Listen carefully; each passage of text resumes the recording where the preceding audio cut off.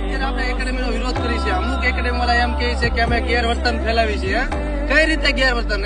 અમે તમારા ધંધા બંધ કરી, તમને લૂંટવા દેવા નથી. આ બધા વિદ્યાર્થી છે પોતે જાતે જ મહેનત કરે છે. ભાવનગરમાં તમે જોઈ લેજો, આર્મીમાં, ફોરેસ્ટમાં અને પોલીસમાં મોસ્ટ ઓફલી લાગ્યા છે ને તો આખા ગુજરાતમાંથી ભાવનગર વાળા જાજા છે. આ વખતે જોઈ લેજો પોલીસમાં, બરાબર, ભાવનગર વાળા જાજા છે. અમે કોઈનો વિરોધ નથી કર્યા, બરાબર, હાચા છે ને એટલે જ વાત કરી. જો આ ભાઈ પોતે છે બધા, જો અત્યારથી અમે આવા નાના નાના વિદ્યાર્થીને ટેગ કરી કે એકેડેમી બની જવાનું, અત્યારથી આવા લોકો અમે તૈયારીમાં જોડી, બરાબર, એટલે અમારા ભાવનગર લાગે જાજા.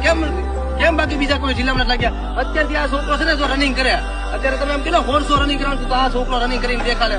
તમે જોઈ લેજો, બરાબર. અને તમારે તો ખાલી ખુરશીમાં બેઠા બેઠા વાતું કરવી છે. વાતું કરવાથી ભાઈ કાંઈ ન થાય. હો, આ ભાઈને આગળ આપણે થોડુંક માર્ગદર્શન લઈએ એકેડેમી વિશે. જે હું આ કામ કરું છું, વિદ્યાર્થીને જે સાચા માર્ગે લઈ જાઉં છું, એ સાચું છે કે ખોટું? ના, વાત સાચી છે, બરોબર. અત્યારથી જ નાના છોકરાઓને આપણે ટ્રેન કરશું તો ભવિષ્યમાં પણ આપણે ભાવનગર માટે પણ ગૌરવની વાત છે. એટલે નાના છોકરાઓને અત્યારથી જ ફિઝિકલ માટે ટ્રેન કરો અને એકેડેમીમાં જવાની જરૂર નથી. આપણે જાતે તૈયારી કરી શકીએ.